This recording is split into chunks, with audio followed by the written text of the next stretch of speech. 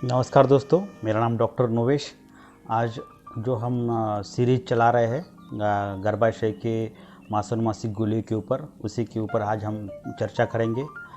पिछले जो मैंने वीडियो अपलोड किया था उसमें फर्स्ट मंथ का मासूमासी वृद्धि की गोलियों के बारे में जानकारी थी। आज जो है मैं सेकंड मंथ की गोली के बारे में जानकारी दे रहा हूँ, जो प्रेगनेंसी के दौरान या फिर एएनसी कहते हैं, एंटीनेटल केयर के दौरान में दूसरे महीने में, मींस जैसा आपका फर्स्ट मंथ कंप्लीट हो जाता है, 30 डेज़ कंप्लीट हो जाते हैं, उसके बाद में फिर इसको लेना है। तो ऐसा कहेंगे कि 31 to 60 डे तक। तो ये सेकंड मंथ के लिए हम जो प्रेगनेंसी में गोली ली जाती है, जिसको हम कहेंगे कि द्वितीय मास की गोली, मासानुमासी कहते हैं उसको। तो इसमें अश्वंतक रहता है, मंजिष्ठा रहता है, शतावरी रहता है, और एक प्लांट है इसका कृष्ण तिल करके। मैंने कुछ नोट्स निकाले इसके बारे में, मैं आपको जिसे कहेंगे कि जानकारी सटीक दूंगा कि आपको इसमें कुछ कन्फ्यूजन नहीं रहेगा। क्योंकि बहुत बार कन्फ्यूजन ये रहता है कि सच में ये गोलियाँ कुछ काम करती है या इसका कुछ यूज़ है भी या नहीं है, क्योंकि शास्त्रों में लिखा रहता है, लेकिन ये आज के परिप्रेक्ष्य में कितना कारगर है ये इसमें डाउट हो जाता है आज की पीढ़ी को। तो ये जो गोलियां है, ये पाठ जो है इसका अष्टांग हृदय का पाठ है, जो लगभग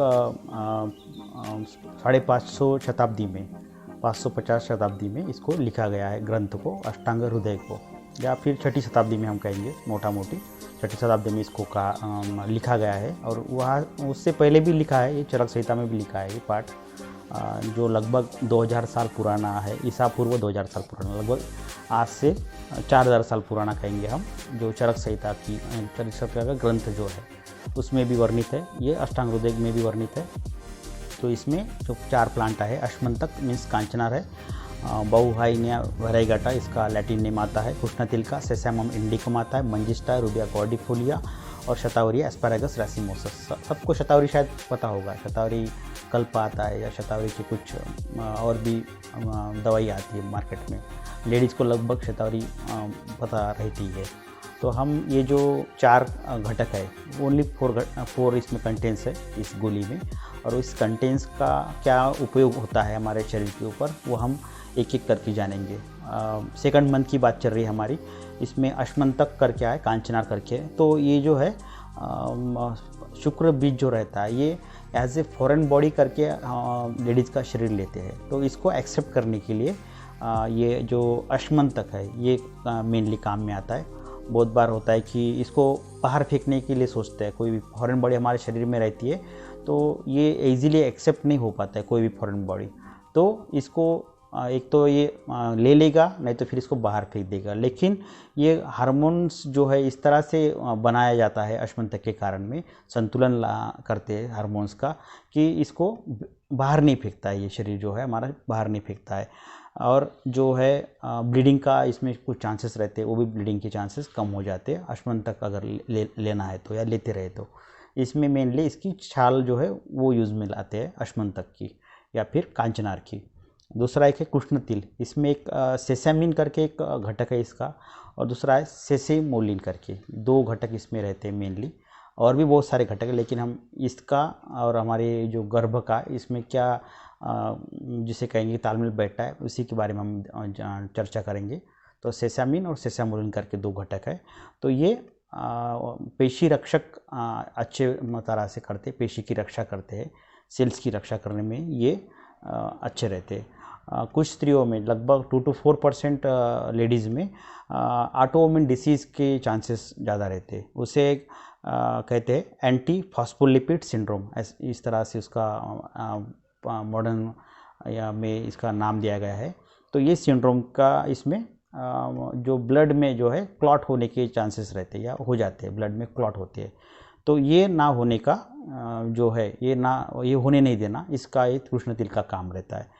तो गर्भ का स्त्राव होना, एबॉर्शन जिसे कहेंगे कि मिसकैरेज एबॉर्शन, जिसका गर्भ बाहर आ जाना, नहीं टिकना अंदर, या फिर उसकी अच्छे से ग्रोथ नहीं होना गर्भ की, तो ये सब के लिए जो है ये कृष्ण तिल का काम आता है।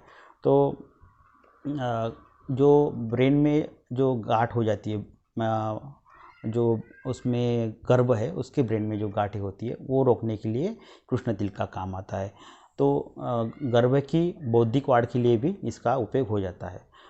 एक तीसरा प्लांट है मंजिस्टा, जिसको हम रूबिया कॉर्डिफोलिया कहते हैं।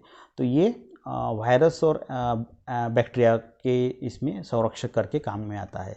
तो वायरल इन्फेक्शन या बैक्टीरियल इन्फेक्शन नहीं होने देना है माता को या फिर जो फिटस है उसको, तो उसके लिए मंजिस्टा का यूज़ होता है। ये पेन मैनेजमेंट में भी काम आता है और ये पेशी रक्षक में भी काम करता है ये। तो इसमें एक 60% लेडीज़ में एक ICP नाम का एक डिसीज़ हो जाता है, जिसको कहते हैं इंट्रा हेपेटिक कोलेस्टेटिस ऑफ प्रेगनेंसी। ये एक इसमें चांसेस रहते हैं 60% लेडीज़ में। तो ये इसका प्रतिकार करता है, मीन्स ये होने नहीं देता है, ये जो डिसीज़ है ये होने नहीं देता है। और जो जेस्टेशनल डायबिटीज़ आपने सुना होगा कि जो गर्भवती जो माता है उसमें डायबिटीज़ हो जाना उस समय के लिए, उसको कहेंगे हम जेस्टेशनल डायबिटीज़। तो ये इसका प्रतिरोध करता है मंजिस्टा। तो इसके कारण भी मंजिस्टा इसमें ऐड हुआ है, तो ये इसका यूज़ हो गया। और जो नैसर्गिक जो जननेंद्रिय की पोषण है वो भी करने में, स्त्रियों की जननेंद्रिय है उसके पोषण में भी मंजिस्टा काम में आता है।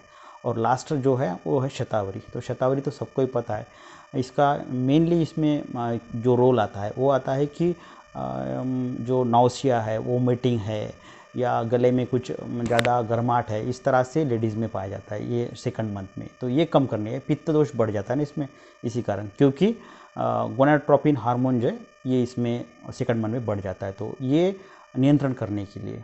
और जो थायराइड ग्रंथि है उसको फिर जो उत्तेजना मिलती है ये थोड़ा इसमें जिसे कहते हैं कि प्रॉपर वे में इसको चलाने के लिए ये शतावरी काम में आता है। तो शतावरी एक पौष्टिक भी है और हार्मोन को संतुलन करने के लिए भी काम में आती है।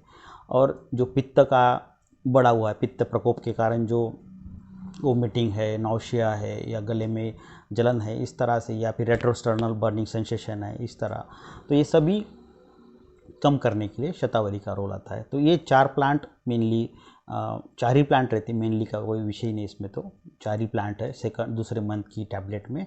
और वो जो है आपको 2-2 गोलियाँ सवेरे शाम लेनी है। भूखे पेट भी ले सकते हैं तो अच्छा रहता है, नहीं तो आप खाने के बाद भी ले सकते हैं इसको। और उसके बाद में दूध पीना है, गुनगुना सा दूध पीना है 1 कप, या जैसा आपके प्रकृति के अनुसार आपको जिस तरह से सूट हो रहा है उस अनुसार आपको दूध पीना है। तो ये आपको 2-2 गोलियाँ सवेरे शाम 30 डेज़ के लिए। तो ये लगभग 120 कंप्लीट डोज रहता है 120 गोलियों का, तो ये आपको लेते रहना है। तो ये आपको समझ में आई होगी बात कि जो शास्त्रों में लिखा है वो ऐसे ही कुछ लिखा गया नहीं है, इसका कुछ ना कुछ तो जो जिन्होंने भी लिखा है, जैसे अष्टांग और हृदय वाग्भटाचार्य ने लिखा है, या फिर चरक संहिता है, या पुनर्वसु आत्रेय बता रहे, अग्निवेद जी उसको लिख रहे हैं, तो इस तरह से, या फिर चरक जी ने उनमें प्रतिसंस्करण किया है। तो ये शास्त्र जो है ये पूरे आधार से बना हुआ है, पूरा इसको एक बेसिक कंसेप्ट उनके पूरे क्लियर थे, उसके ऊपर बनाया गया है। ये कुछ दवाई मिलाना है और कुछ खिलाना है इस तरह से नहीं बने हुए हैं। तो हमने ये देखा है कि ये चारों प्लांट मिलके किस तरह से गर्भ की रक्षा कर रहे हैं, उसमें अलग अलग जो डिसीज़ है वो नहीं होने दे रहे हैं, ऑटोइम्यून डिसीज़ नहीं होने दे रहे हैं, बैक्टीरियल या वायरल डिसीज़ नहीं होने दे रहे हैं, या फिर नाउशिया वोमिटिंग है, या फिर जेस्टेशनल डायबिटीज़ है, ये इसको रोक रहे हैं। तो ये सभी चीज़ें इसमें होती है। इसी कारण मेरा पहले से ही आग्रह रहा है कि आप जिसे कहते हैं ना कि शंका ज़्यादा लेना, या फिर उसमें सिर्फ क्वेश्चन मार्क लगा देना, या इससे क्या होता है उससे क्या होता है, ये तो बहुत पुरानी पैथी, इसमें तो कुछ है ही नहीं। तो ऐसा कुछ भी नहीं है दोस्तों। मैंने अभी तक लगभग 12 साल से मैं इसमें डायरेक्टली इन्वॉल्व हूँ। पहले 10 साल की पढ़ाई और अभी 12 साल पेशेंट को देखना, ये चल रहा है। तो ये सभी का अनुभव लेके मैं बता रहा हूँ कि ये पैथी को नाम ना रखते हुए उसमें आप कम्प्लीटली इन्वॉल्व हो जाइए, इसमें इंटरेस्ट लीजिए। आपके नज़दीक में जो भी फिजिशियन है उनसे आप कंसल्ट करके इसको आप ले सकते हैं। बाकी आपको अगर मेरा जो बता रहा हूँ मैं आपको अच्छा लगा तो आप ज़रूर इसको लाइक करिए, शेयर करिए, सब्सक्राइब करिए, क्योंकि ये जो चीज़ें ये सबको पता रहनी चाहिए, सबको मालूमात होनी चाहिए इसके बारे में कि सच में आयुर्वेद क्या चीज़ है करके। धन्यवाद। जय हिंद, जय आयुर्वेद।